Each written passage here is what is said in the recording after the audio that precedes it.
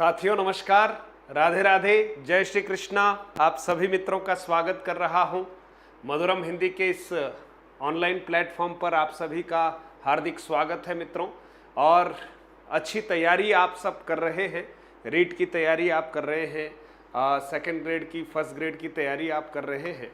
तो इसी तैयारी को थोड़ा और मजबूत करने के लिए आज एक नए टॉपिक के साथ आपके साथ उपस्थित हूँ मित्रों। भाषा शिक्षण में मूल्यांकन।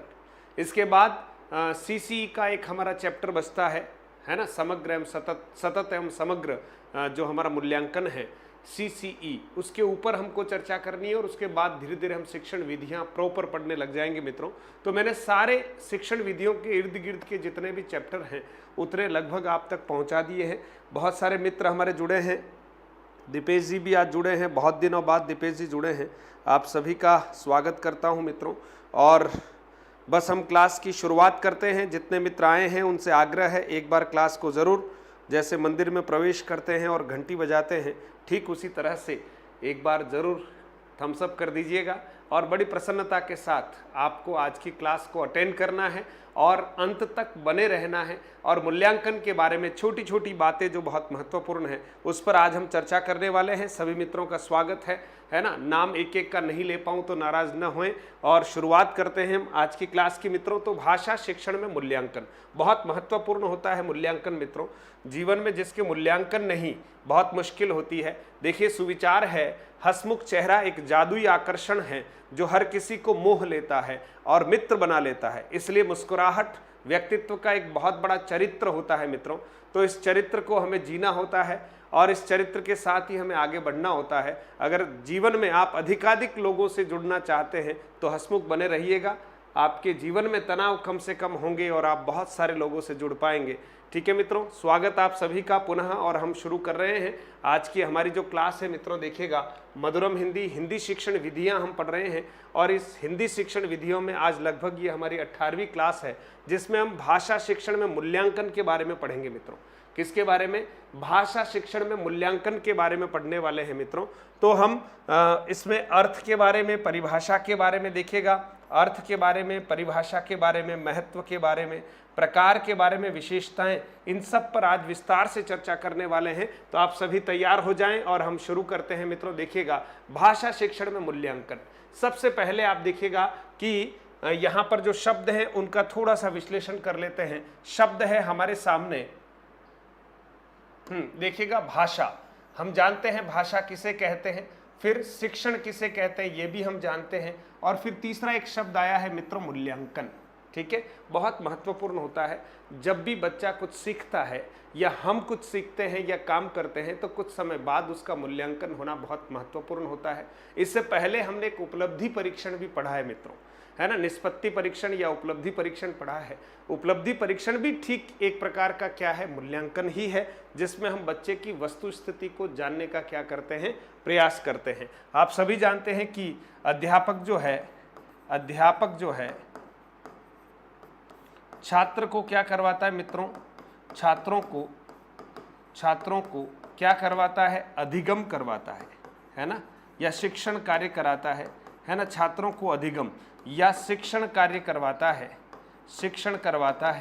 ठीक है। और इसके ठीक बाद क्या करना होता है मित्रों, मूल्यांकन करना होता है। आज हम इसी मूल्यांकन के बारे में पढ़ने वाले हैं कि मूल्यांकन कितने प्रकार के होते हैं, है ना, मूल्यांकन की क्या क्या विशेषताएं होती है, मूल्यांकन का महत्व क्या है, इस पर ही हम चर्चा करने वाले हैं मित्रों। मूल्यांकन शब्द का जब संधि विच्छेद करते हैं तो एक शब्द है मूल्य और दूसरा कौन सा है मित्रों, अंकन। ठीक है, अब आप देखिएगा, मूल्य का अर्थ यहाँ पर है शैक्षिक मूल्यों से। मूल्य का अर्थ क्या है मित्रों, शैक्षिक मूल्यों से मूल्य का अर्थ है। और अंकन का अर्थ है कहीं न कहीं मापन। अंकन का अर्थ क्या है, कहीं न कहीं मापन। मूल्यांकन शब्द में अगर हम संधि की बात करते हैं तो दीर्घ संधि है मित्रों। कौन सी संधि है, दीर्घ संधि है। ठीक है, कौन सी संधि है, दीर्घ संधि है मित्रों। ठीक है, तो मूल्यांकन में संधि कौन सी है, दीर्घ संधि है। मूल्यों का अंकन, और मूल्य कौन से हैं मित्रों, शैक्षिक मूल्य हैं। तो शैक्षिक मूल्यों का अंकन जिसमें किया जाता है उसे हम क्या कहेंगे मित्रों, उसे हम कहते हैं मूल्यांकन। अर्थात शैक्षिक मूल्यों या अधिगम का मापन ही क्या कहलाता है, मूल्यांकन कहलाता है। बच्चे ने कितना सीखा है, इस बात को मापना ही मूल्यांकन है सरल शब्दों में। ठीक है, तो हम बच्चे ने जितना सीखा है उसको हम मापने का जो कार्य करते हैं, इसके कई तरीके हो सकते हैं। उन सभी तरीकों को हम क्या कहेंगे मित्रों, मूल्यांकन कहेंगे। बहुत सारे मित्र सर एग्रीकल्चर सुपरवाइजर की तैयारी कर रहा हूं, मुझे हिंदी की बुक बता दो। ये आप जो हैं, मुझे आप इस नंबर पर कांटेक्ट कीजिएगा, है ना, मैं विस्तार से आपको वहां पर समझाऊंगा। ठीक है, आप मुझे इस नंबर पर व्हाट्सएप कीजिएगा, मैं वहां आपसे चर्चा कर पाऊंगा। ठीक है मित्र, चलिए बहुत बढ़िया, बहुत सारे मित्र हमारे जुड़ रहे हैं। बस आप एक बार क्लास को ज़रूर थोड़ा सा अपना स्नेह देते हुए हम आगे की तरफ बढ़ रहे हैं मित्रों। शिक्षण विधियों की क्लास है, बहुत शानदार क्लास है, आप देखते रहिएगा। मूल्यांकन शब्द का सर्वप्रथम प्रयोग किसने किया, एक प्रश्न बनता है। मूल्यांकन शब्द का सर्वप्रथम प्रयोग किसने किया मित्रों, तो राइस नामक एक हमारे मनोवैज्ञानिक है, राइस नामक एक मनोवैज्ञानिक है, उन्होंने मूल्यांकन शब्द का प्रयोग सर्वप्रथम किया है। तो पहला प्रश्न हमारे सामने है, मूल्यांकन शब्द किन दो शब्दों से मिलकर बना है, तो मूल्य धन अंकन से, यानी मूल्य और अंकन दो शब्दों से मिलकर बना है। मूल्यांकन में क्या किया जाता है, तो जो अधिगम किया है बच्चों ने या छात्रों ने, उसको मापने का काम किया जाता है। मूल्यांकन शब्द का प्रयोग सर्वप्रथम किसने किया मित्रों, तो सर्वप्रथम राइस ने किया है। इस बात को आपको ध्यान में रखना है। चलिए आगे बढ़ते हैं मित्रों। राइस के अनुसार, राइस ने मूल्यांकन की एक परिभाषा दी, उसको हम देख लेते हैं। राइस के अनुसार राइस क्या कहते हैं, छात्र की मानसिक, ध्यान देना, छात्र की मानसिक एवं शारीरिक दक्षता का परीक्षण, छात्र की मानसिक एवं शारीरिक दक्षता का परीक्षण करने के लिए जो परख, ध्यान देना, छात्र की मानसिक और शारीरिक दक्षता दोनों बातें हैं। छात्र की मानसिक एवं शारीरिक दक्षता का परीक्षण करने के लिए जो परख या जांच की जाती है, उसे ही मित्रों हम क्या कहते हैं, मूल्यांकन कहते हैं। तो एक प्रकार से मानसिक और शारीरिक दक्षता को जांचने के लिए जो तरीका अपनाया जाता है, वो तरीका क्या कहलाएगा मित्रों, मूल्यांकन कहलाएगा। मूल्यांकन शब्द का सर्वप्रथम प्रयोग जो है राइस ने किया है, और राइस द्वारा ही मूल्यांकन की ये परिभाषा दी गई है। इसके अलावा कुछ प्रमुख परिभाषाओं पर भी हम चर्चा करेंगे मूल्यांकन की मित्रों। आप जानते हैं मूल्यांकन के लिए सबसे ज़्यादा जो काम किया है बीएस ब्लूम ने किया है, डॉक्टर बीएस ब्लूम ने किया है। डॉक्टर बीएस ब्लूम क्या कहते हैं मूल्यांकन के बारे में, बहुत महत्वपूर्ण परिभाषा है, परीक्षाओं में अक्सर, है ना, ब्लूम की परिभाषा पूछी जाती है, ध्यान दीजिएगा। बीएस ब्लूम, क्योंकि मूल्यांकन उपागम के बारे में अगर हम देखें तो बीएस ब्लूम जो हैं वो सर्वाधिक महत्वपूर्ण शिक्षा शास्त्री है, मनोवैज्ञानिक हैं। तो इनकी परिभाषा को हम जरूर देखते हैं मित्रों, देखिएगा। बहुत बढ़िया, हमारे बहुत सारे मित्र जुड़ गए हैं। ठीक है आप सभी ग्रेट हो मित्रों। मैं तो एक सामान्य व्यक्ति हूं, बस कोशिश करता हूं कि आप लोगों के लिए कुछ कर पाऊं, बस यही उद्देश्य है। मूल्यांकन योग्यता नियंत्रण की, ध्यान देना, मूल्यांकन योग्यता नियंत्रण की एक व्यवस्था है। योग्यता नियंत्रण की क्या है, एक व्यवस्था है जिसमें शिक्षण और अधिगम प्रक्रिया की प्रभावशीलता, ध्यान देना, इसमें दो तीन शब्दों पर ध्यान देना। एक, योग्यता नियंत्रण शब्द पर ध्यान दे दोगे तब भी आपका काम हो जाएगा, और दूसरा है अधिगम प्रक्रिया की प्रभावशीलता। प्रभावशीलता, बीएस ब्लूम की परिभाषा पूरी याद हो जाए तो अच्छा है, और अगर नहीं भी हो तो दो शब्द याद रखिएगा, योग्यता नियंत्रण और प्रभावशीलता। ठीक है, तो मूल्यांकन योग्यता नियंत्रण की एक व्यवस्था है जिसमें शिक्षण और अधिगम प्रक्रिया की प्रभावशीलता का आकलन किया जाता है। वही मूल्यांकन किया जाता है कि जो शिक्षण विधि प्रयुक्त की जा रही है क्या वो प्रभावशाली है या नहीं, या जो बच्चे अधिगम कर रहे हैं उन्होंने वास्तव में कितना अधिगम किया है या नहीं। इन सब बातों का जो हमें पता चलेगा वो किसके द्वारा चलेगा मित्रों, मूल्यांकन के द्वारा चलेगा। बीएस ब्लूम साहब ऐसा कहते हैं। दूसरे हमारे एक प्रसिद्ध मनोवैज्ञानिक हैं वेस्ले। वेस्ले के अनुसार मूल्यांकन एक समावेशित धारणा है। बस मेरे हिसाब से पूरी परिभाषा को आपको अगर याद कर पाए तो वेल एंड गुड, नहीं हो तो कम से कम वेस्ले समावेशित धारणा इतना याद रखिएगा। वेस्ले समावेशित धारणा, बीएस ब्लूम योग्यता नियंत्रण। हमारा काम हो जाता है मित्रों, हमें अभी शार्प स्विमर बनना है, यानी हम इस किनारे से उस किनारे तक कम से कम समय में पहुंचना चाहते हैं, यही हमारा ध्येय है। इसी ध्येय के अनुसार हमें चलना है तो मित्रों हम प्रतियोगी परीक्षा को क्रैक कर पाएंगे, नहीं तो कई बार हम बहुत गहरे में उतर जाएंगे और हमें ऊपर लाने वाला कोई नहीं होगा और समय निकल जाएगा। इसलिए मैं प्रयास कर रहा हूं कि कुछ सीधी सीधी बातें जो आपके काम के लिए वही लाऊं, जो इच्छित परिणामों के गुण, महत्व, प्रभावशीलता का निर्णय लेने के लिए सभी प्रकार के साधनों की ओर संकेत करता है। यानी मूल्यांकन एक समावेशित धारणा है ना, यानी एक समग्र धारणा है जिसमें जो आपने सीखा है, बच्चे ने जो सीखा है और वो जो सीखा है उसको सही तरह से क्या किया है पता करने के लिए कहते हैं कि परिणामों के गुण, महत्व, प्रभावशीलता का निर्णय लेने के लिए सभी प्रकार के साधनों की ओर संकेत करता है। यानी किसी भी प्रकार के साधन का प्रयोग कीजिए, बस पता ये लगाना है कि क्या बच्चे जो हम सिखा रहे हैं बच्चों को वो सीख पा रहे हैं या नहीं, या शिक्षक जिन विधियों का प्रयोग कर रहा है वो प्रभावशाली है या नहीं। चलिए कुछ और परिभाषा हम देख लेते हैं। क्रॉनबेक के अनुसार एक और हमारे मनोवैज्ञानिक है क्रॉनबेक। क्रॉनबेक क्या कहते हैं हम देखते हैं मित्रों। क्रॉनबेक क्या कहते हैं? मूल्यांकन वह प्रक्रिया है जिसके द्वारा शिक्षक एवं छात्र यह निर्णय करते हैं। मूल्यांकन वह प्रक्रिया, ध्यान देना, वह प्रक्रिया जिसके द्वारा शिक्षक एवं छात्र यह निर्णय करते हैं कि शिक्षण लक्ष्यों को प्राप्त किया जा रहा है या नहीं। शिक्षक और छात्र दोनों ही यह पता करने के लिए मूल्यांकन की प्रोसेस से गुजरते हैं कि जो शिक्षण के जो लक्ष्य हैं उनको प्राप्त किया जा रहा है या नहीं। तो मित्रों, हर जो क्रिया करते हैं अधिगम की, उसमें यह सुनिश्चित करना बहुत आवश्यक है कि हमारे छात्रों को अधिगम हो रहा है या नहीं।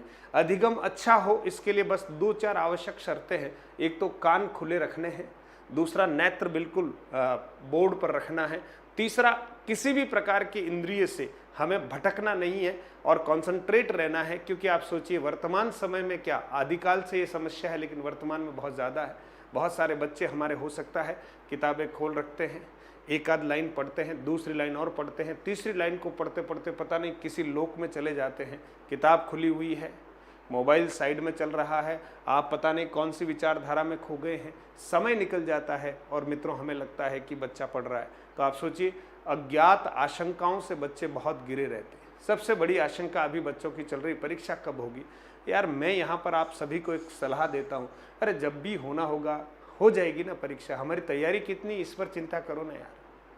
नहीं सर थोड़ा पता चल जाता किस दिनांक को परीक्षा है तो हम और अरे यार छोड़ो ना, हम तो ये मान रहे हैं कि चलो अगले महीने परीक्षा है, मान लो, है ना, 2nd ग्रेड की परीक्षा जुलाई में मान लो। अरे करो ना भाई तैयारी यार, हमें तो 24 घंटे में से 18 घंटे पढ़ने में लगाने उस तरह से। और आप सोचिए कोई भी परीक्षा होगी कम से कम 45 दिन पहले संकेत दिया जाएगा कि परीक्षा है इस तारीख को। तो फिर आप सोचिए इन अज्ञात डेट्स को प्राप्त करने के लिए हम समय जाया करते हैं, ठीक नहीं है। टेंटेटिव टाइम सबको बता रखा है मैंने, है ना, और मैं भी कोई ईश्वर नहीं हूँ, वो मैंने अपने अनुभव के आधार पर जो स्थितियाँ बन रही है उसके आधार पर मैंने बताया।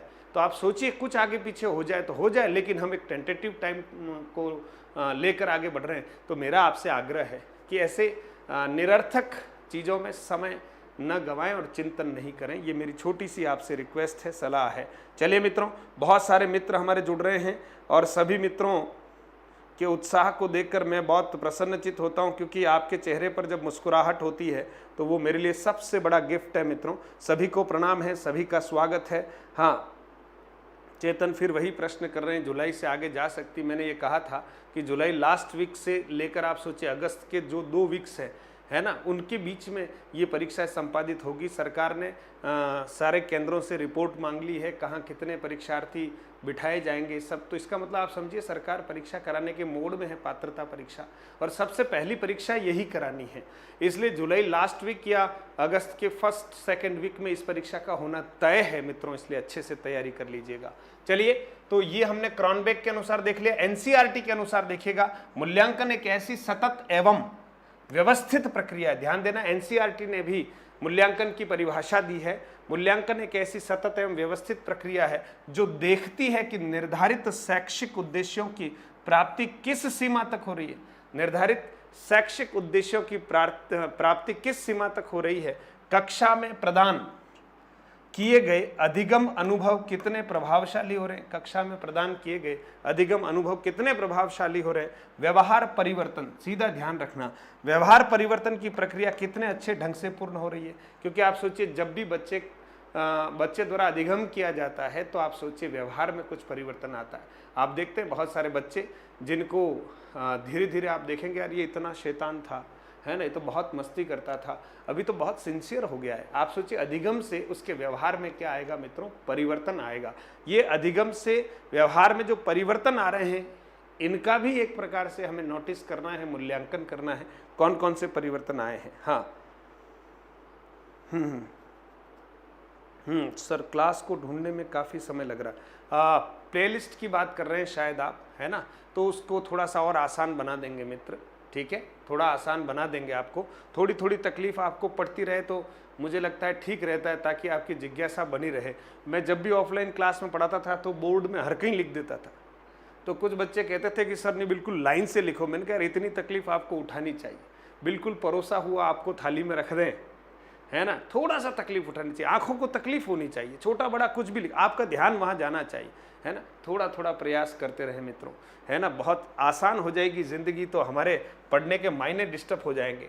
चलिए, डॉक्टर बीएस ब्लूम का त्रिभुज जो है वो बहुत प्रसिद्ध है मूल्यांकन के संदर्भ में, और ये परीक्षाओं में भी पूछा जाता है, तो हम ध्यान रखेंगे डॉक्टर बीएस ब्लूम का त्रिभुज। एक कोने पर कौन है? शिक्षण उद्देश्य है, ध्यान रखना, क्योंकि उद्देश्यों के अनुसार ही हमें मूल्यांकन करना होता है। सबसे पहले शिक्षण के उद्देश्य निर्धारित किए जाते हैं, उन निर्धारित उद्देश्यों को हम प्राप्त कर रहे हैं या नहीं, यही तो मूल्यांकन में देखा जाता है। इसलिए एक छोर पर शिक्षण उद्देश्य है, दूसरे छोर पर सीखने के अनुभव हैं। सीखने के अनुभव यानी सीधा सीधा इसको अगर सरल शब्दों में कहें तो अधिगम है। क्या है मित्रों? अधिगम है। सीधे सीधे शब्दों में कहें तो क्या है? अधिगम है। और तीसरा है व्यवहार परिवर्तन। मित्रों, इस व्यवहार परिवर्तन को जांचने का काम ही किसके द्वारा किया जाता है?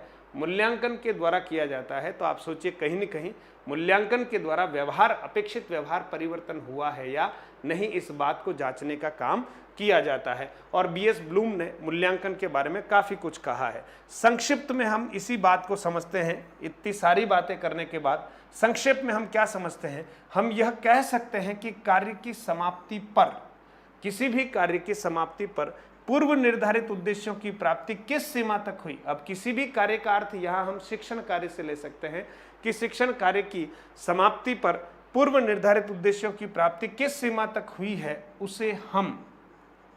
उसे हम क्या कहते हैं मित्रों? मूल्यांकन कहते हैं। उसे हम क्या कहते हैं?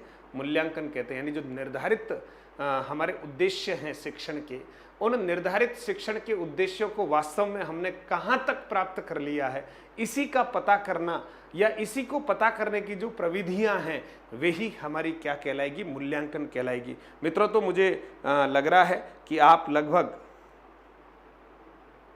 आपको मूल्यांकन किसे कहते हैं ये बहुत अच्छे से समझ में आ गया होगा, है ना। फिर इससे हम आगे की तरफ बढ़ते हैं मित्रों। चलिएगा, आप सभी का ध्यान स्क्रीन की तरफ रहे तो आप सोचिए ये आपकी बड़ी मेहरबानी होगी, क्योंकि यही सबसे महत्वपूर्ण है कि आपको सिखाएं और आप बस जिज्ञासा के साथ सीखते जाएं। ये सबसे महत्वपूर्ण है। देखिए, बीएस ब्लूम के अनुसार मूल्यांकन का आधार, ये परीक्षा का प्रश्न है सीधा सीधा। बीएस ब्लूम के अनुसार मूल्यांकन का आधार शैक्षिक उद्देश्य है मित्रों। क्या है? शैक्षिक उद्देश्य। ध्यान रखना, यही मूल्यांकन का आधार है बीएस ब्लूम के अनुसार। एक और हमारे दूसरे शिक्षा मनोवैज्ञानिक है हर्बर्ट स्पेंसर। ध्यान देना, हर्बर्ट स्पेंसर के अनुसार मूल्यांकन का आधार शिक्षण उद्देश्य है। वहां शैक्षिक उद्देश्य लिखा है, यहाँ शिक्षण उद्देश्य लिखा है, बात लगभग एक ही है, लेकिन परीक्षा में प्रश्न तो अपनी जगह होता है। तो ध्यान रखना, बीएस ब्लूम के अनुसार शैक्षिक उद्देश्य मूल्यांकन का आधार है, और हर्बर्ट स्पेंसर के अनुसार शिक्षण उद्देश्य जो है वो कहीं न कहीं मूल्यांकन का आधार है। मूल्यांकन की विशेषताएं मित्रों, सबसे महत्वपूर्ण पार्ट होता है मूल्यांकन की विशेषताएं, है ना। इस पर हम चर्चा करेंगे, बहुत अच्छे से आपको समझाने का भी प्रयास करूंगा। चार्ल्स बेवेज करके हमारे एक मनोवैज्ञानिक हैं, चार्ल्स बेवेज, उन्होंने मूल्यांकन की कुछ विशेषताओं पर चर्चा की है। वही मूल्यांकन की विशेषताएं यहाँ पर है। सबसे पहली विशेषता है मित्रों वस्तुनिष्ठता, जिसको हम ऑब्जेक्टिव कहते हैं। परीक्षा का हमारा एक पैटर्न है, ऑब्जेक्टिविटी कह सकते हैं, वस्तुनिष्ठता, यानी परीक्षा या मूल्यांकन इस तरह से हो कि कोई भी परीक्षक हो, है ना, वो अगर 10, 20, 50 बच्चों की कॉपी को चेक करेगा तो कहीं ऐसा नहीं हो कि एक बच्चे को कम नंबर दे दिए जाएं, दूसरे को ज़्यादा दे दिए जाएं। वस्तुनिष्ठता होनी चाहिए मित्रों।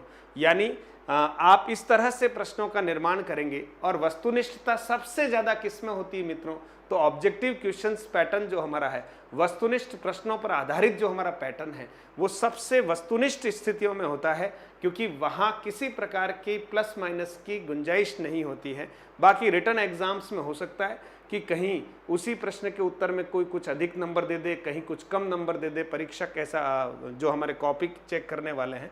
तो मूल्यांकन हमेशा क्या होना चाहिए, वस्तुनिष्ठ होना चाहिए। यानी उस कॉपी का मूल्यांकन किसी भी वीक्षक से करवा दीजिए या परीक्षक से करवा दीजिएगा, वो सेम नंबर देगा, ऐसी स्थितियां होनी चाहिए। ये मूल्यांकन की सर्व प्रमुख विशेषता है। दूसरा विशेषता है हमारा कि मूल्यांकन जो है वो विश्वसनीय होना चाहिए, है ना। विश्वसनीयता मूल्यांकन की सबसे बड़ी विशेषता है। जैसे वर्तमान में आप देख रहे हैं कि वस्तुनिष्ठता तो है परीक्षा में, लेकिन विश्वसनीयता में बहुत बड़ा प्रश्न चिन्ह लग रहा है। अभी अभी जो हाल ही में एग्जाम हुए हैं उसमें एक ही जगह पर विश्वसनीयता पर प्रश्न चिन्ह लगता है कि ये गोपनीय तरीके से सब तक पहुंच रहा है या नहीं।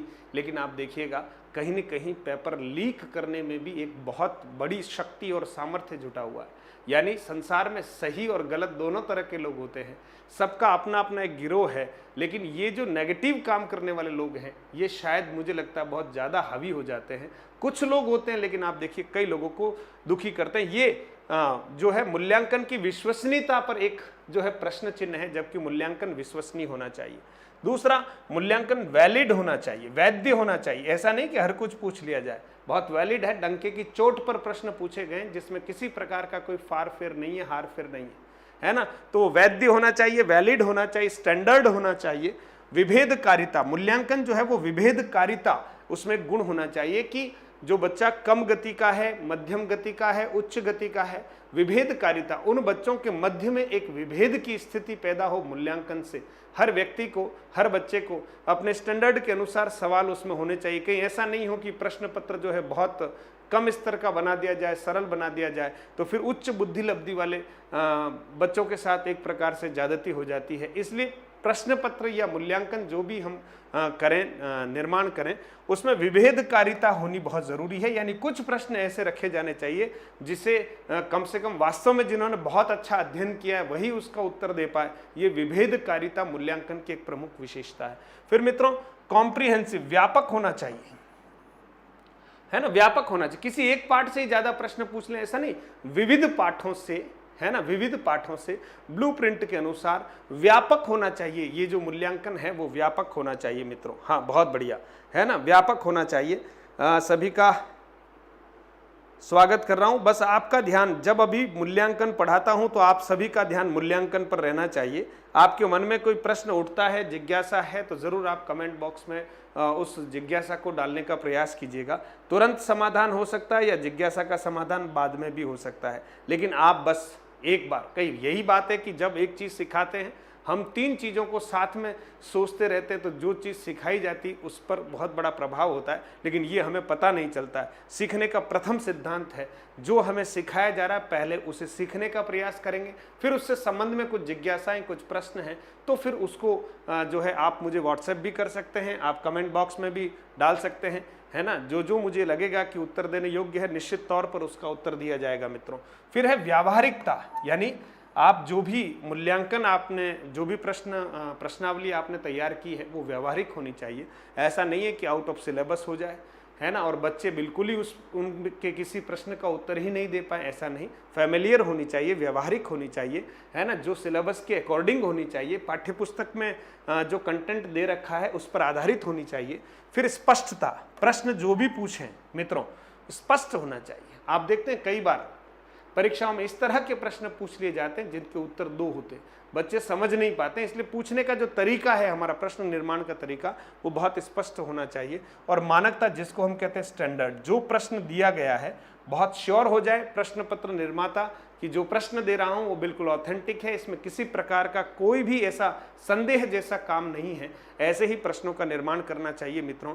ये अगर 8 गुण किसी मूल्यांकन में हैं, और पेपर सेटर में है तो आप सोचिए वो बिल्कुल सही पेपर सेट करेगा। नहीं तो हमेशा वही है, 4 प्रश्न के उत्तर ऐसे थे, कोर्ट में जाओ और फिर लाखों करोड़ों रुपए का व्यवसाय हो जाएगा और बच्चे दुखी होंगे और हर भर्ती लेट हो जाती है।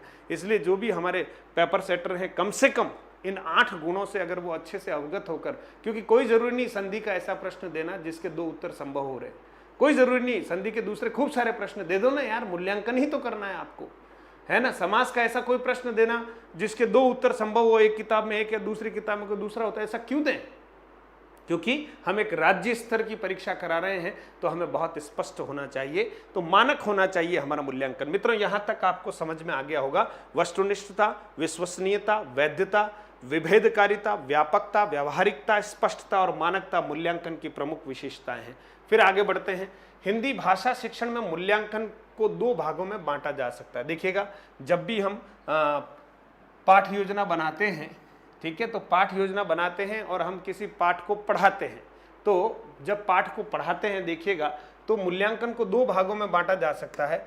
एक को हम कह रहे हैं पाठांतरगत मूल्यांकन, एक क्या कह रहे हैं, पाठांतरगत मूल्यांकन, यानी पाठ पढ़ाते पढ़ाते बीच बीच में जो हम कुछ प्रश्न पूछते हैं बच्चों का ध्यान एकाग्र करने के लिए, या जो कुछ अभी हमने पढ़ाया है उसके प्रति बच्चे कितना ध्यान से सुन रहे हैं या नहीं, इसका पता लगाने के लिए हम क्या करते हैं, पाठांतरगत मूल्यांकन करते हैं। यानी पाठ के बीच बीच में बोध प्रश्न पूछते हैं ताकि बच्चे का ध्यान था या नहीं ये हम पता लगा सकते हैं उन बोध प्रश्नों की सहायता से। दूसरा, पाठोपरांत।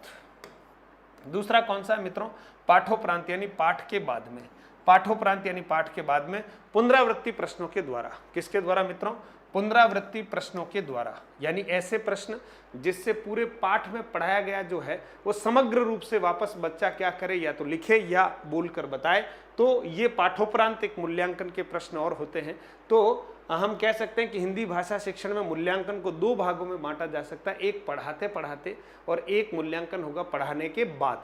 जो पढ़ाने के बाद होता है उसको कहते हैं पाठोपरांत मूल्यांकन, और एक पढ़ाते पढ़ाते है वो पाठांतरगत मूल्यांकन होता है। तो मित्रों, 2 यहाँ मूल्यांकन के भेद मुख्य रूप से। फिर देखिएगा, मूल्यांकन का विभाजन हम करते हैं उपकरण और प्रविधियों के अनुसार। उपकरण और प्रविधियों के अनुसार अगर हम मूल्यांकन का विभेद करते हैं मित्रों, तो मूल्यांकन का विभेद यहाँ आप देखिएगा, एक होता है परिमाणात्मक। एक मूल्यांकन जो है वो क्या है, परिमाणात्मक। दूसरा है गुणात्मक। ये परिमाणात्मक जो मूल्यांकन है वो सीधा सीधा ज्ञान से रिलेट होता है ना, ज्ञान से संबंधित है। और गुणात्मक जो हमारा मूल्यांकन है वो व्यवहार से सीधा सीधा संबंधित होता है, व्यवहार से। तो आप देखिएगा,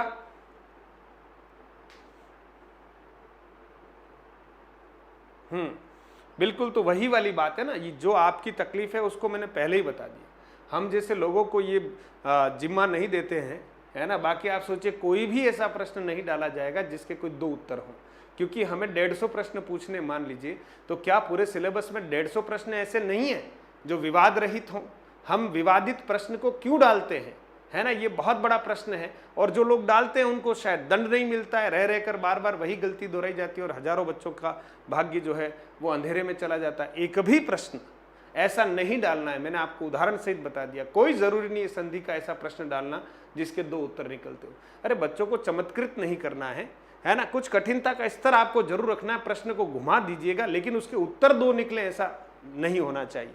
ठीक है मित्रों, तो परिमाणात्मक जो मूल्यांकन है उसमें 3 प्रकार से हम परीक्षा लेते हैं। एक मौखिक परीक्षा लेते हैं, ध्यान देना। दूसरा हम उसमें लिखित परीक्षा लेते हैं, और तीसरा उसका जो भेद है वो है प्रायोगिक परीक्षा, यानी हम प्रैक्टिकल एग्जाम्स लेते हैं। तो जो ज्ञान का पता लगाना है परिमाणात्मक के अंतर्गत, उसके 3 तरीके हैं, मौखिक, लिखित और प्रैक्टिकल, प्रायोगिक परीक्षा, ये 3।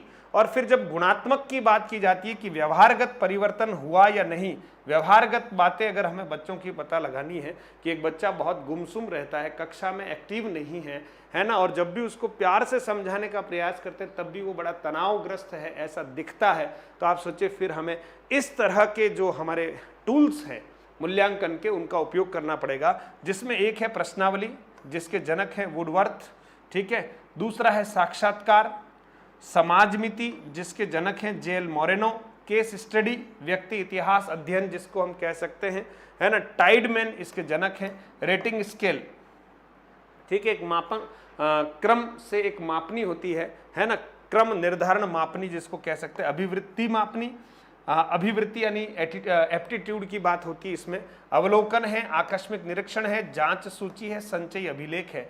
ये कुछ ऐसे टूल्स हैं जिससे हम गुणात्मक मूल्यांकन के बारे में या बच्चे के व्यक्तित्व के बारे में अगर हमें मूल्यांकन करना है, जानना है, तो इन टूल्स का प्रयोग करते हैं। और बालक का जो शैक्षिक ज्ञान है उसको अगर हमें जानना है मित्रों, तो हम परिमाणात्मक के अंतर्गत मौखिक, लिखित और प्रायोगिक परीक्षा लेकर बच्चों का ज्ञान जो है उन्होंने कितना अधिगम किया है इसके बारे में हम जान सकते हैं। आइए थोड़ा सा इसको विस्तार से देखते हैं। हाँ, परिमाणात्मक ज्ञान, 3 तरह की परीक्षा आपके सामने बताई गई है। पहली परीक्षा जो है मित्रों वो है, पहली परीक्षा आपके सामने है वो है मौखिक परीक्षा। मित्रों आपने देखा होगा बचपन में जब हम छोटी कक्षाओं में थे, है ना, तब मौखिक परीक्षाओं से गुजरा जाता था। मौखिक परीक्षा के भी नंबर होते थे और लिखित परीक्षा के भी नंबर होते थे। मौखिक परीक्षा के नंबर कुछ कम होते थे, यानी छोटी कक्षाओं में मौखिक के ज़्यादा होते हैं, लिखित के कम होते हैं। लेकिन जैसे जैसे कक्षा बढ़ती है वैसे वैसे मौखिक परीक्षा का वेटेज कम होता है, लिखित परीक्षा का वेटेज ज़्यादा होता है, और एक समय ऐसा आता है कि मौखिक परीक्षा का नामो निशान खत्म हो जाता है। फिर कहीं साक्षात्कार की प्रक्रिया से गुजरना होता है, तो हमें लगता है ये मौखिक परीक्षा ही है साक्षात्कार, जिसमें आमने सामने प्रश्नोत्तरों की बात होती है, व्यक्तित्व को पहचानने की बात होती है कि इतनी बड़ी जिम्मेदारी इस व्यक्ति को दी जा सकती है या नहीं। तो मित्रों सबसे पहले आप देखिएगा मौखिक परीक्षा में सलाका परीक्षा एक तरीका है मौखिक परीक्षा का। सलाका परीक्षा में क्या होता है मित्रों, जो बच्चे की पाठ्य पुस्तक होती है, शिक्षक महोदय एक सलाका या एक ऐसी तीली रखते हैं अपने हाथ में, है ना, वो हर कहीं बुक्स में फंसा देते हैं और पेज खोलते हैं, और फिर जो पेज खुल जाता है उस पेज पर जो बातें लिखी हुई उसके आधार पर प्रश्न पूछते हैं और बच्चे उन प्रश्नों के उत्तर देते हैं। ये मौखिक परीक्षा का एक टूल्स है हमारा सलाका परीक्षा। दूसरा है शास्त्रार्थ। संस्कृत आदि में श्लोक आदि के बारे में बच्चों से हम शास्त्रार्थ करवा सकते हैं, है ना, उसके बारे में पूछ सकते हैं। तीसरा भाषण आदि भी मौखिक रूप से किसी टॉपिक पर हम उससे बुलवा लें बच्चों से, क्योंकि हमें मौखिक परीक्षा लेनी है, तो भाषण आदि के द्वारा भी हम मौखिक परीक्षा ले सकते हैं। अंत्याक्षरी के द्वारा भी मौखिक परीक्षा, वाद विवाद के द्वारा भी मौखिक परीक्षा, और मैंने जैसा आपको कह दिया साक्षात्कार, यानी बच्चे से सीधा पूछा जाएगा, है ना, 5-10 प्रश्न बच्चों से सीधे पूछे भी जा सकते हैं, और बच्चे उन 10 में से कितने प्रश्नों के उत्तर देते हैं इस आधार पर परीक्षा में हम क्या करते हैं, अंक देते हैं उस पर्टिकुलर बच्चे को। तो मित्रों ये मौखिक परीक्षा के विविध टूल्स हैं। लिखित परीक्षा की जब हम बात करते हैं मित्रों, तो आप देखिएगा जीवन में सफल होने के लिए लिखित परीक्षा में हमें बहुत परफेक्ट और प्रवीण होना पड़ेगा, क्योंकि सारा दारोमदार जो है किधर है, अभी कंपटीशन में भी आप देखते हैं, हालांकि गोला भरना है, और जहां डिस्क्रिप्टिव परीक्षा होती है वहां लिखना भी होता है। तो इसमें 4 प्रकार के प्रश्न प्रायः हमसे पूछे जाते हैं। एक निबंधात्मक है, दूसरे लघुत्तरात्मक हैं, तीसरे अति लघुत्तरात्मक हैं, और चौथे हैं वस्तुनिष्ठ प्रश्न। मित्रों वस्तुनिष्ठ प्रश्न वर्तमान में आप जिन परीक्षाओं को देने जाएंगे मित्रों, उसमें इस प्रकार के प्रश्नों का ही समावेश है, जिनको हम वस्तुनिष्ठ प्रश्न या ऑब्जेक्टिव क्वेश्चंस कहते हैं। क्या कहते हैं मित्रों, ऑब्जेक्टिव क्वेश्चंस। वैसे परीक्षा का ये जो तरीका है वो वस्तुनिष्ठ है ना, वस्तुनिष्ठ है, ध्यान देना, है ना, विश्वसनीय भी होना चाहिए और वैध भी होना चाहिए, स्टैंडर्ड भी होना चाहिए, मानक भी होना चाहिए, स्पष्ट भी होना चाहिए। लेकिन इसमें बहुत कम चांसेस होते हैं कि हमने जो उत्तर लिखा है वो सही है तो गलत हो जाए और गलत है तो सही हो जाए, ऐसा बहुत कम रहता है। इसलिए हमारी जो वर्तमान में प्रतियोगी परीक्षाएं हैं वो लगभग इसी पैटर्न पे होती है। अब वस्तुनिष्ठ प्रश्नों को हम 2 भागों में बांटते हैं। एक है प्रत्यास्मरण के प्रश्न, प्रत्यास्मरण के प्रश्न, और एक है प्रत्यभिज्ञान के प्रश्न, यानी एक है स्मरण पर आधारित है, दूसरा समझ पर आधारित प्रश्न होते हैं वस्तुनिष्ठों में। तो प्रत्यास्मरण और प्रत्यभिज्ञान, ध्यान दीजिए प्रत्यभिज्ञान। अब आप देखिए प्रत्यास्मरण के जो प्रश्न होते हैं उसको फिर से साधारण प्रकार के प्रश्न और रिक्त स्थान की पूर्ति के संबंध में प्रश्न पूछे जाते हैं, ताकि बच्चे ने कितना याद किया है ना, वो स्मरण करके वापस क्या कर सकता है, लिख सकता है। बिल्कुल।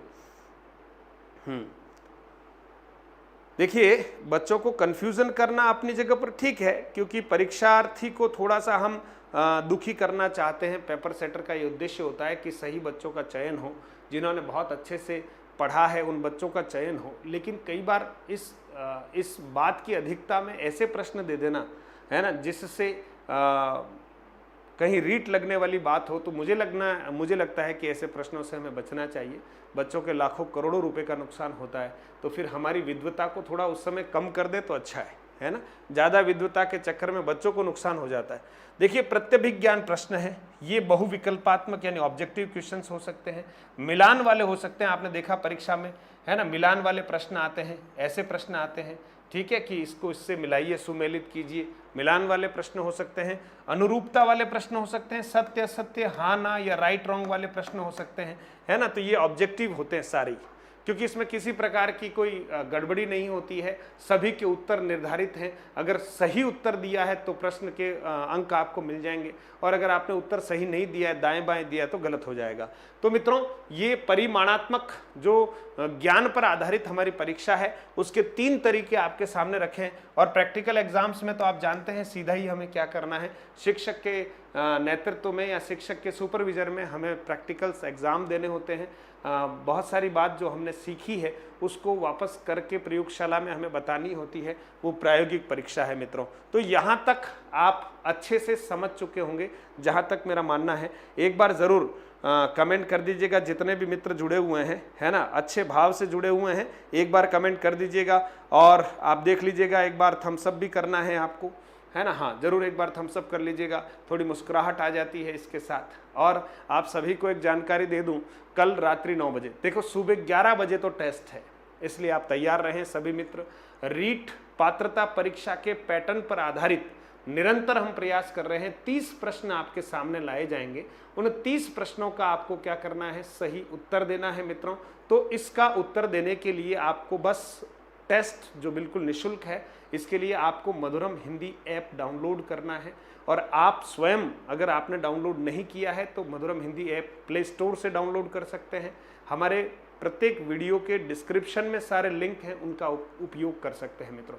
और आप सबको ये जानकर खुशी होगी कि मैंने कल परसों सभी बच्चों से आग्रह किया था कि भाई एक एक बच्चा कम से कम 10-10 बच्चों को टेलीग्राम चैनल से जोड़े। हालांकि हमारे बहुत सारे जो मधुरम हिंदी के फाउंडर्स हैं, है ना, जिनको पिलर्स बोलता हूँ मैं, वो निरंतर प्रयास कर रहे हैं। आप तक भी मेरी आवाज़ पहुँचती हो तो आप भी टेलीग्राम चैनल से बच्चों को जरूर जोड़िएगा, क्योंकि ये जो पढ़ाते हैं इनकी पीडीएफ्स और नई अपडेट्स जो है वो मैं उसमें देने का प्रयास करता हूँ, है ना। तो आप लोग उससे लाभान्वित हों, निःशुल्क है, कोई दिक्कत नहीं, खाली जुड़ना ही है, कोई स्पेस वेस ज़्यादा टेलीग्राम घेरता नहीं है, इसलिए टेलीग्राम चैनल से आप ज़रूर जुड़िए। और लगभग 1100 बच्चे हमारे टेलीग्राम चैनल से अभी जुड़े हुए हैं। हाँ, ये 11,000 कब होंगे या 1 लाख कब होंगे, समय के साथ होते रहेंगे, हम प्रयास करें। और आपको अगर अच्छा लगता है तो अपने मित्रों को, रिश्तेदारों को जो तैयारी कर रहे हैं उसको ज़रूर मधुरम हिंदी के YouTube चैनल से आप जोड़ दीजिए, ताकि 9 बजे उनसे भेंट हो पाए। कोई 9 बजे नहीं मिल पाए तो कम से कम YouTube पर उन कक्षाओं को अच्छे से देख पाए मित्रों। हम लगभग 350 वीडियोस कंप्लीट करने वाले हैं। आप सोचिए, अकेला चला था आप लोगों के साथ से, और अब लगभग 350 वीडियोस जो हैं हमारे लगभग पूरे होने वाले हैं कुछ ही दिनों में। तो आप अपने मित्रों को लाभान्वित कीजिए मित्रों। और मधुरम हिंदी ऐप को तो आज ही डाउनलोड कर लेना आप, क्योंकि कल सुबह 11 बजे आपको परीक्षा देनी है। और कल के टेस्ट का जो वीडियो सॉल्यूशंस है वो मंडे को हम शाम को कर रहे हैं। और कल रविवार का दिन है, और रविवार को बहुत स्पेशल मेहमान आपके लिए उपस्थित होंगे। 9 बजे आप जरूर जुड़िएगा, क्योंकि काव्य है, काव्य में रस है, और रस में हम कवि को कैसे भूल सकते हैं। तो एक बहुत अच्छे ख्यातनाम कवि महोदय को यहाँ आमंत्रित किया गया है, और कवि महोदय आपको 9 बजे बिल्कुल मिलेंगे कल। तो आप कोशिश करिएगा अधिक संख्या में, और आप इस बात को अपने स्टेटस पर लगाएं, मित्रों तक पहुँचाएं, ताकि अधिक से अधिक लोग उस काव्य आनंद और साहित्य की चर्चा का आनंद ले पाएं। बिल्कुल नए तरीके, नए अंदाज में है, आप जरूर जुड़िएगा। चलिए मित्रों आगे बढ़ते हैं। आगे बात कर रहे हैं मूल्यांकन की गुणात्मक पद्धति। मूल्यांकन की गुणात्मक पद्धति पर हमने अभी सारे 5-10 टूल्स देखे थे, थोड़ी सी हम इस पर और चर्चा करते हैं। मूल्यांकन की गुणात्मक पद्धति में देखिएगा, जिसके अंतर्गत बच्चों के व्यवहार का पता लगाया जाता है। बच्चों के क्या व्यवहार का पता लगाया जाता है, क्योंकि एक शिक्षक, देखिए मित्रों,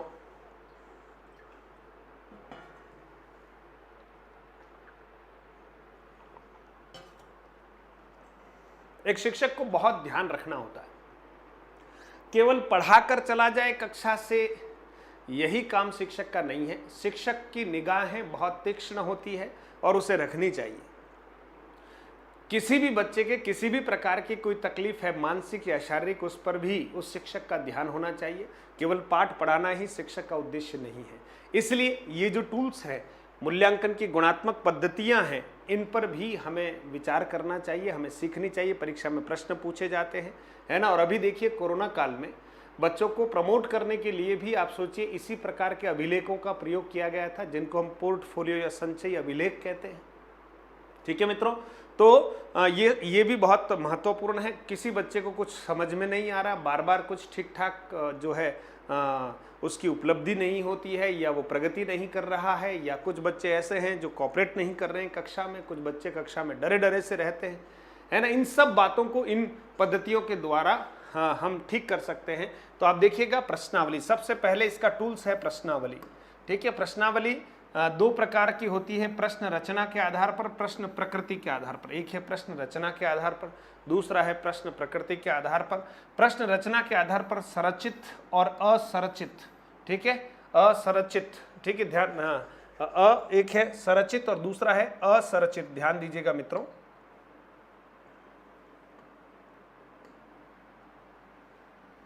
ठीक है, यहां पर आप इसको थोड़ा सा एडिट कीजिएगा, संरचित और असंरचित है, ध्यान रखना। ठीक है, असंरचित। और दूसरा प्रश्न प्रकृति के आधार पर खुली प्रश्नावली, बंद प्रश्नावली, मिश्रित प्रश्नावली, चित्रमय प्रश्नावली आदि प्रश्नावली होती है, जिसके माध्यम से हम बच्चों का मूल्यांकन करते हैं, है ना। खुली प्रश्नावली के माध्यम से, बंद प्रश्नावली के माध्यम से, कि बच्चे ने आखिर कितना अधिगम किया है, इसके बारे में हम पता लगाएंगे। सर ग्रामर पार्ट की क्लास भी लेकर आओ। हाँ बिल्कुल, जरूर लाएंगे मित्र रोशन।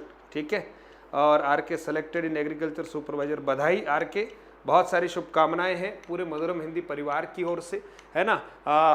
व्याकरण की क्लास भी लाएंगे मित्रों, पहले शिक्षण विधियां कुछ कक्षाएं हो जाएं, उसके बाद व्याकरण की क्लास भी लाएंगे। हमने व्याकरण से ही शुरुआत की थी और प्रश्नोत्तरी की काफ़ी कक्षाएं आपके लिए रखी थी, है ना। कुछ थ्योरेटिकल क्लासें भी कुछ हुई थी, और भी रखेंगे, आप निश्चिंत रहें, है ना। धीरे धीरे सारी चीज़ें हम करेंगे। फिर देखिएगा मित्रों, दूसरा जो हमारा यहाँ पर प्रविधि है वो है साक्षात्कार। मित्रों क्या है साक्षात्कार? साक्षात्कार में आप जानते हैं कि किसी भी बच्चे या व्यक्तित्व के बारे में जब हम आमने सामने चर्चा करके जब उससे बहुत सारी बातें निकलवाना चाहते हैं या मूल्यांकन करना चाहते हैं, तो साक्षात्कार समाजमिति एक विधि है मित्रों। इसका विकास 1934 ईस्वी में जे.एल. मोर्नो ने किया। ये हमारे लिए महत्वपूर्ण बात है। व्यक्ति इतिहास अध्ययन, जिसको अंग्रेजी में हम केस स्टडी कहते हैं, ज़्यादातर बच्चे इसी नाम से इसको जानते हैं, केस स्टडी। किसी भी ऐसे समस्यात्मक बालक या समस्याग्रस्त बालक की केस स्टडी की जाती है, पूरी हिस्ट्री उसकी चेक की जाती है, परिवार से लेकर, मित्रों से लेकर, रिश्तेदारों से लेकर, और अभी तक कक्षा में मित्रों आदि सबसे पूछ कर एक केस स्टडी तैयार की जाती है ना। इसके जनक जो है वो टाइडमैन है, ध्यान देना। और संपूर्ण व्यक्तित्व का अध्ययन किया जाता है, संपूर्ण व्यक्तित्व का अध्ययन किया जाता है। फिर देखिए क्रम निर्धारण मापनी, जिसको हम रेटिंग स्केल कहते हैं, क्रम निर्धारण मापनी। ठीक है मित्रों, क्रम निर्धारण मापनी जिसको हम रेटिंग स्केल कहते हैं। ठीक है, किसी व्यक्ति, वस्तु या परिस्थिति के बारे में मत देने की विधि है। किसी व्यक्ति, वस्तु या परिस्थिति के बारे में मत देने की विधि है कि हाँ ये व्यक्ति कैसा है ना, ये परिस्थिति कैसी थी, इसके पूरा विस्तृत अध्ययन करते हैं रेटिंग स्केल के अंतर्गत। अभिवृत्ति मापनी एक हमारा टूल्स है गुणात्मक पद्धति का। अभिवृत्तियां दो तरह की होती है, एक सकारात्मक, दूसरी नकारात्मक। ठीक है मित्रों, नकारात्मक शक्ति के जो भी बच्चे होते हैं उनको हमेशा उल्टी बात ज्यादा समझ में आती है ना। जैसे आप देखेंगे कक्षा में बढ़िया ट्यूबलाइट लग रही है तो कई बार उनकी इच्छा होगी इसको फोड़ देते हैं। अच्छा ब्लैक बोर्ड है तो उसके ऊपर कहीं न कहीं, है ना, नुकीली किसी चीज से उसको स्क्रैच कर देते हैं, मतलब कुछ न कुछ। टेबल स्टूल पर बैठे हैं तो उसको नुकीली वस्तु से कुछ स्क्रैच कर देते हैं, किसी का कुछ कॉपी पेज फाड़ देते हैं, कुछ करते हैं। नकारात्मक हैं वो बच्चे, उनको बहुत अच्छे से डील करना होता है और बहुत मेहनत लगती है जब इनको धीरे धीरे सकारात्मक बच्चों की जैसी स्थिति में इनको लाकर खड़ा करना होता है। तो अभिवृत्ति मापनी है। बच्चों के अंदर हम मापेंगे इस बात को कि बच्चे सकारात्मक हैं या नकारात्मक हैं, इनमें पॉजिटिव एटीट्यूड है या नेगेटिव एटीट्यूड है, इस पर हम एक निष्कर्ष पर पहुंचते हैं। फिर है मित्रों अवलोकन, बहुत ये भी निरीक्षण करना, न तो कुछ पूछना है न कुछ भी नहीं, लेकिन क्या करना है, बच्चों की गतिविधियों का क्या करना है, निरीक्षण करना है। उस निरीक्षण से भी हम कई सारा मूल्यांकन कर लेते हैं। तो ये भी एक विधि है मित्रों। ठीक है, फिर आगे देखिएगा, अगला है हमारा वो है आकस्मिक निरीक्षण। एक तो होता है अवलोकन, ध्यान देना, जिसमें समग्र रूप से देखते हो। एक होता है कि बच्चे को कुछ बताया नहीं और हम क्या करते हैं, आकस्मिक निरीक्षण करते हैं, जिससे वस्तु स्थिति के बारे में हमें ज्ञान होता है मित्रों, है ना। हाँ, तो आकस्मिक निरीक्षण। फिर होता है जांच सूची, जिसको पड़ताल सूची भी कहते हैं, पड़ताल सूचियां।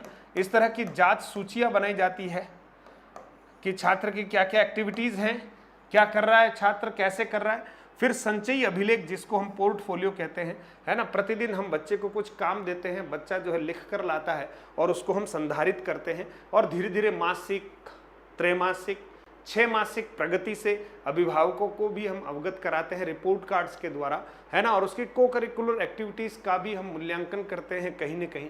तो ये संचयी अभिलेख के द्वारा ही संभव है मित्रों। तो यहाँ तक हमने एक बार मैं समग्र रूप से आपको फिर से थोड़ा सा बता देता हूँ कि हमने मूल्यांकन में क्या क्या कर लिया है। बहुत सारे मित्र हमारे बाद में जुड़े हैं, तो आप देखिए हमने क्या किया है। सबसे पहले मूल्यांकन शब्द का विश्लेषण किया था। मूल्यांकन शब्द को 2 भागों में हमने बांट दिया, मूल्य धन अंकन।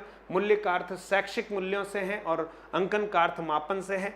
मूल्यांकन का अगर समग्र रूप से अर्थ देखें तो अधिगम का मापन ही मूल्यांकन है। मूल्यांकन शब्द का प्रयोग सर्वप्रथम राइस द्वारा किया गया। राइस कहते हैं कि छात्र की मानसिक एवं शारीरिक दक्षता का परीक्षण करने के लिए जो परख की जाती है ना, उसे ही क्या कहते हैं, मूल्यांकन कहते हैं। परिभाषाओं की जब बात करते हैं तो बीएस ब्लूम की परिभाषा में योग्यता नियंत्रण शब्द ध्यान में रखना है। वेस्ले की परिभाषा में हम समावेशित धारणा है, इस शब्द को ध्यान में रखेंगे। उसके बाद देखिए क्रॉनबेक के अनुसार मूल्यांकन वह प्रक्रिया जिसके द्वारा शिक्षक छात्र निर्णय करते हैं। तो आप यहाँ पर ध्यान रखें, शिक्षक एवं छात्र निर्णय करते हैं, इस बात को ध्यान रखिएगा ताकि क्रॉनबेक की परिभाषा ध्यान में रह जाएगी। एनसीईआरटी के अनुसार मूल्यांकन एक ऐसी सतत एवं व्यवस्थित प्रक्रिया है। तो आपको याद रखना, सतत एवं व्यवस्थित प्रक्रिया है जो ये देखती है कि निर्धारित शैक्षिक उद्देश्यों की प्राप्ति किस सीमा तक हो रही है, कक्षा में प्रदान किए गए अधिगम अनुभव कितने प्रभावशाली रहे हैं, प्रभाव और व्यवहार परिवर्तन की प्रक्रिया कितने अच्छे ढंग से हो रही है। फिर देखिए डॉक्टर बीएस ब्लूम का जो त्रिभुज है मूल्यांकन के संदर्भ में, एक और शिक्षण उद्देश्य है, सीखने का अनुभव, व्यवहारगत परिवर्तन है। इन व्यवहारगत परिवर्तनों का पता लगाने के लिए जिन प्रविधियों का उपयोग किया जाता है वही मूल्यांकन कहलाती है। संक्षिप्त में हम ये कह सकते हैं कि कोई भी कार्य है उसकी समाप्ति पर उसके निर्धारित उद्देश्यों को हमने कितना प्राप्त कर पाए हैं या नहीं, इसका पता लगाने का जो कार्य किया जाता है वही मूल्यांकन है। बीएस ब्लूम के अनुसार मूल्यांकन का आधार शैक्षिक उद्देश्य है और हर्बर्ट स्पेंसर के अनुसार मूल्यांकन का आधार शिक्षण उद्देश्य है। ये सीधे सीधे प्रश्न बनते हैं। मूल्यांकन की विशेषताएं चार्ल्स बेवेज के अनुसार वस्तुनिष्ठता, विश्वसनीयता, वैधता, विभेदकारिता, व्यापकता, व्यावहारिकता, स्पष्टता, मानकता, ये किसी भी अच्छे मूल्यांकन की विशेषता है, गुण है। ठीक है मित्रों। और हिंदी भाषा शिक्षण में मूल्यांकन को 2 भागों में बांटा जा सकता है, एक कक्षा में पाठ पढ़ाने के दौरान और एक है कक्षा में पाठ पढ़ाने के बाद जो हम गृह कार्य देते हैं वो भी एक मूल्यांकन है, पाठोपरांत। मूल्यांकन का विभाजन उपकरण और प्रविधियों के आधार पर करते हैं तो 2 भागों में करते हैं, परिमाणात्मक और गुणात्मक। परिमाणात्मक में ज्ञान के बारे में बच्चों ने कितना सीखा है इसके बारे में, ज्ञान से संबंधित सीधा, है ना। तो और गुणात्मक में व्यवहार से संबंधित बातों का हम मूल्यांकन करते हैं। ठीक है। और परिमाणात्मक की बात करते हैं तो मौखिक और लिखित और प्रायोगिक परीक्षा की बात है, और इसमें मौखिक परीक्षा में इतने टूल्स हैं और लिखित परीक्षा में इतने सारे प्रकार हैं, प्रश्नों के टूल्स हैं। सबसे ज़्यादा जो ट्रस्टेबल जो है मूल्यांकन वो वस्तुनिष्ठ प्रश्नों वाला होता है, जिस आधार पर आपकी जो प्रतियोगी परीक्षाएं हो रही है। और फिर मूल्यांकन की गुणात्मक पद्धतियों के बारे में प्रश्नावली, साक्षात्कार, समाज मिति, व्यक्ति इतिहास अध्ययन, और उसके बाद आप देखें क्रम निर्धारण, मापनी, अभिवृत्ति मापनी, अवलोकन, आकस्मिक निरीक्षण, जांच सूची, संचयी अभिलेख, इन सब पर चर्चा हम कर चुके हैं मित्रों। अब देखिएगा कुछ 2-3 महत्वपूर्ण प्रश्न हैं जो आपको देखना है। ठीक है मित्रों, और आपको उत्तर भी देने हैं। पहला प्रश्न आप सभी मित्रों के लिए, सभी के सामने है ना। अभी भी हमारे 49 लाख लोग देख रहे हैं और अभी भी हमारे कुछ मित्र जो है लाइक करने में कंजूसी करते हैं। एक बार जरूर, हाँ बहुत सारे मित्र देख रहे हैं, एक बार जरूर जितने मित्र देख रहे हैं एक बार थम्स अप कर दीजिएगा। क्योंकि आप सोचिए किसी भी कार्य को करने में अगर अपेक्षित प्रशंसा या अपेक्षित प्रेरणा या अपेक्षित प्रोत्साहन अगर बच्चे को नहीं दिया जाता है तो उसकी कार्य क्षमता में कहीं न कहीं प्रभाव है। वो बाधा उपस्थित होती है। इसलिए आप काम करें, शिक्षक के द्वारा निश्चित तौर पर सराहा जाना चाहिए। इसलिए आपकी उपस्थिति को मैं सराहता हूँ कि आप बहुत बढ़िया अच्छे मन से क्लास से जुड़े हुए हैं। और इस समय जब हो सकता है कहीं थोड़ा गर्मी आपको ज़्यादा लग रही हो, तब भी आप स्क्रीन के सामने बैठे हुए हैं और अपने फ़ोन का सदुपयोग कर रहे हैं मित्रों, तो आप सोचिए, आपको मैं प्रेरित करता रहता हूँ इसी मायने में कि आपको निरंतर पढ़ते रहना है, क्योंकि बहुत ज़रूरी है। बहुत बढ़िया मित्रों, है ना, कंजूसी नहीं करनी। सर के लिए जब भी बोला जाता है तो आदेश मानना चाहिए उसको और उसको तुरंत फॉलो करना चाहिए। अपना ज़्यादा दिमाग लगाएंगे नुकसान हो जाता है। इसलिए कहा जाता है तो कर लो ना। हमें कहते हैं हमारे माता पिता गुरुजन ये करना है, ओके कर दिया, ज़्यादा दिमाग नहीं लगाते हैं। तो हम भी करने में विश्वास करें, हमारे बड़े जैसा कहते हैं, है ना, और वो हमेशा आपकी भलाई के लिए ही आपको कहा करते हैं। किसी से कहते हैं भाई टेलीग्राम चैनल को ज्वाइन कर लो, अरे मुझे उससे कोई लाखों करोड़ों रुपए नहीं मिलने वाले मित्रों, लेकिन मैं जो बात 100 बच्चों को कह पा रहा हूँ, हो सकता है 1000 तक पहुँच जाए तो मुझे कोई एक्स्ट्रा एफर्ट नहीं करना पड़ रहा है, लेकिन बच्चों को फायदा ज़्यादा हो रहा है। इसलिए उस समूह से ज़्यादा लोग जुड़े तो लाभान्वित होंगे। और ऐसा करने वाले कई सारे मित्र हैं। मैं अपनी बुद्धि के अनुसार अपना काम कर रहा हूँ, बहुत सारे मित्र अपने हिसाब से काम कर रहे हैं, लेकिन मैं चाहता हूँ कि मेरी बात भी बहुत सारे बच्चों तक पहुँचे। एफर्ट वही है ना, वही प्रयत्न कर रहा हूँ, उसका लाभ ज़्यादा से ज़्यादा बच्चों तक मिले, बस यही अपेक्षा है आपसे। पहला प्रश्न आपके सामने, परिमाणात्मक प्रविधि का भेद नहीं है। पहला प्रश्न देखिएगा, परिमाणात्मक प्रविधि का भेद नहीं है। मौखिक परीक्षा, लिखित परीक्षा, प्रायोगिक परीक्षा, साक्षात्कार, है ना, परिमाणात्मक प्रविधि का, है ना, भेद नहीं है। ध्यान देना, ये थोड़ा सा कंट्रोवर्शियल प्रश्न है, लेकिन थोड़ा दिमाग लगाओगे तो सही उत्तर की तरफ पहुंच जाओगे, क्योंकि 2 जगह पर आपको लग रहा है, लेकिन यहाँ जब परीक्षा में जो प्रश्न पूछा गया उसके अनुसार सही उत्तर देने का प्रयास कीजिएगा। बहुत सारे मित्रों ने हमारा उत्तर सही दे दिया है। हाँ बिल्कुल, 1 का 4 बता रहे हैं साक्षात्कार, क्योंकि मित्रों ये गुणात्मक पद्धति का भी एक महत्वपूर्ण टूल्स है साक्षात्कार, ध्यान रखना। लेकिन मौखिक परीक्षा के अंतर्गत जो साक्षात्कार शब्द का प्रयोग भले ही किया, लेकिन वो उस तरह का साक्षात्कार नहीं है। 4, 5, 6 प्रश्न पूछे जाते हैं बच्चे से, है ना, उसमें एक समग्र मूल्यांकन का भाव नहीं होता है, जबकि उधर साक्षात्कार का मायना कुछ बड़ा होता है। चलिए दूसरा प्रश्न है, छात्र की मानसिक व शारीरिक दक्षता का परीक्षण करने के लिए जो परख की जाती है उसे मूल्यांकन कहते हैं। उक्त परिभाषा है, ये परिभाषा किसने दी है? वेस्ले ने, ब्लूम ने, क्रॉनबेक ने, राइस ने। अभी हमने पढ़ा है, बस आपको सही उत्तर देना है। आप देखिए ये पाठांतर्गत मूल्यांकन है या पाठोपरांत है? पाठ पूरा कर लिया फिर आपका मूल्यांकन कर रहा हूं, पाठोपरांत मूल्यांकन है। बिल्कुल जल्दी से बताएं मित्रों, दूसरे का उत्तर आना चाहिए आपकी ओर से। देखिए दूसरे का उत्तर आना चाहिए, छात्र की मानसिक व शारीरिक दक्षता का परीक्षण करने के लिए जो परख की जाती है उसे मूल्यांकन कहते हैं। बीएस ब्लूम बता रहे हैं बहुत सारे बच्चे। बीएस ब्लूम की परिभाषा में आपको बताया क्या याद रखना है ना, प्रभावशीलता याद रखना था, और ऊपर एक शब्द बताया था वो याद रखना था आपको। आप याद नहीं रख पाए, इसलिए इस प्रश्न का उत्तर गलत हो रहा है ना मित्रों। ये तो राइस ने कहा था ना, मूल्यांकन की परिभाषा ये राइस ने कही थी, इसलिए ब्लूम कहाँ आ गई यहाँ पर, है ना, राइस ने कही थी। इसलिए बहुत ध्यान से अगर आप पढ़ेंगे तो निश्चित तौर पर ये प्रश्न ठीक कर पाएंगे।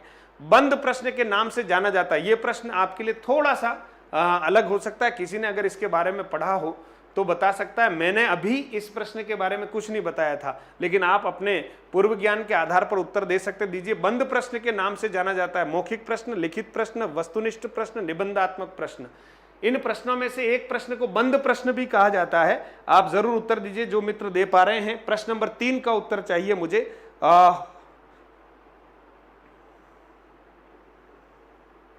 बहुत बढ़िया, प्रश्न नंबर 3 का उत्तर आना चाहिए। बहुत बढ़िया, 3 का 3 बता रहे हैं कुछ मित्र, बहुत बढ़िया, कुछ 2 बता रहे हैं। क्योंकि आप सोचिए, इसीलिए हमें तैयारी करनी है, निरंतर तैयारी करनी है। कक्षा को आप 1-2 बार देख लीजिएगा, बहुत ज़रूरी है। और संडे को जो एक सरप्राइज देने वाले थे, अब वो मंडे को देंगे, क्योंकि संडे को हमारा कार्यक्रम थोड़ा सा बदल गया है ना। बहुत बड़े जो हमारे राष्ट्रीय स्तर के गीतकार और कवि महोदय हैं, वागड़ से हैं, और मधुरम हिंदी चैनल से वागड़ से भी बहुत सारे मित्र जुड़े हुए हैं। तो हम कोशिश कर रहे हैं कि कुछ थोड़ा सा अलग सा भी हो, थोड़ा आपका मन भी बहले। क्योंकि आप सोचिए, पढ़ाई पढ़ाई पढ़ाई पढ़ाई ऐसा ही नहीं होना चाहिए। कभी थोड़ा मनोरंजन भी होना चाहिए, कभी थोड़ा आनंदानुभूति भी होनी चाहिए। हालांकि मधुरम हिंदी नाम है, तो आप सोचिए मेरा काम भी उस मधुरम शब्द के अकॉर्डिंग होना चाहिए। मैं प्रयास कर रहा हूँ, इसलिए कल आपकी उपस्थिति बहुत अच्छी संख्या में होनी चाहिए। आप अपने स्टेटस पर सारी चीज़ों को लगाइए, है ना। बहुत सारे मित्र जो हैं कहीं न कहीं, जिनको गीतों का, कविताओं का विशेष रूप से शौक है, वो उनसे जुड़ें और लाभान्वित हों, है ना, बहुत अच्छा लगेगा मित्रों, बहुत बढ़िया। चलिए प्रश्न नंबर 3 का उत्तर वस्तुनिष्ठ प्रश्न। मित्रों वस्तुनिष्ठ प्रश्नों को मित्रों बिल्कुल क्या कहते हैं, वस्तुनिष्ठ प्रश्नों को बंद प्रश्न भी कहते हैं। इसलिए ध्यान दीजिए, जिन जिन बच्चों ने इस प्रश्न का उत्तर दिया है उनके लिए मैं थम्स अप कर रहा हूं। आप साधुवाद के, धन्यवाद के पात्र हैं। अच्छी तैयारी करते रहिएगा। किसको दिखानी, सबसे पहले एक मन में प्रश्न होता है, तैयारी किसको दिखाएं, क्योंकि जब भी हम थोड़ा बहुत सीख जाते हैं तो इच्छा होती दिखाना पड़ता है, क्योंकि वो मन के अंदर नहीं रह सकता। तो मित्रों ज़्यादा दिखाने की ज़रूरत नहीं है। परीक्षा जिस दिन आएगी उस दिन तो हमें सर्वश्रेष्ठ प्रदर्शन करना ही है। फिर भी आपको दिखाना है तो आपका एक आध जो मित्र है जिससे आपकी पढ़ने पढ़ाने की चर्चा होती है उसको आप दिखा दीजिए, क्योंकि हमारे दिखाने की प्रवृत्ति मन में स्वाभाविक रूप से होती है कि मैंने 2 पाठ पढ़ लिए, मैं दिखाऊं, मुझे इतना याद है। अच्छी बात है ना, लेकिन आप एक आध मित्र से ये सब बातें शेयर कीजिएगा और धरातल की पढ़ाई कीजिएगा। नहीं तो धोखा सबसे पहले किसको मिलेगा, धोखा सबसे पहले उस व्यक्ति को, उस बच्चे को मिलने वाला है जिसने दिखावा किया था और धरातल पर पढ़ाई नहीं की थी। आलस्य आपका सबसे बड़ा शत्रु है, मेरा भी सबसे बड़ा शत्रु है, लेकिन मैं निरंतर प्रयास करता हूं कि सफलताओं की इतनी सारी सीढ़ियों के पर चढ़ने के बाद भी आप लोगों के निमित्त में कटिबद्ध होकर मैदान में हूं। आप सोचिए मुझे अभी कोई परीक्षा नहीं देनी, समझना आप, मेरे जीवन में अब मुझे कोई परीक्षा लिखित नहीं देनी है, लेकिन आप सोचिए अभी भी तैयारी और काम करने का जो जज्बा है ठीक उसी एक विद्यार्थी की तरफ है कि जैसे मुझे भी परीक्षा देनी है, मैं उसी अनुरूप तैयारी करता हूं और आपको तैयारी करने के लिए प्रोत्साहित करता हूं। इसलिए आप अपने आप के प्रति बिल्कुल ईमानदार हो जाएं और कम से कम पढ़ाई के प्रति बहुत ईमानदार हो जाएं। जो भी पढ़ें अच्छे भाव से पढ़ें, सभी का कल्याण हो इस भाव से हम मेहनत करें। मेरा ही कल्याण होगा, दूसरे का किसी का नहीं होगा, ऐसा आपके सोचने से होना कुछ भी नहीं है। तो फिर सभी का कल्याण हो, मेरा भी कल्याण हो, इस भाव से हम पढ़ाई करें। और कल मैं आपसे गुजारिश करता हूं, जितने मित्र सुन रहे हैं निश्चित तौर पर, वो भले 50 हो, 100 हो, 200 हो, 500 हो, है ना, मैं जब प्रयास करता हूं तो उस प्रयास का फायदा आप अधिक से अधिक बच्चों को मिलना चाहिए। मधुरम हिंदी ऐप को डाउनलोड कर लीजिए। अभी भी अगर डाउनलोड नहीं किया, कोई पैसा नहीं लगता मित्रों उसका, लेकिन आप टेस्ट जरूर दीजिए। आप सब टेस्ट देंगे तो 30 प्रश्नों की आपकी तैयारी, और इससे पहले हमारे 8-10 टेस्ट और हो चुके हैं, वो सभी ऐप में मौजूद है, निःशुल्क हैं, आप उसका आनंद लीजिएगा। बहुत बहुत धन्यवाद। आज की कक्षा में आप सभी लोग बहुत मुस्तैदी के साथ जुड़े और बहुत अच्छे से आपने मूल्यांकन के बारे में समझा है।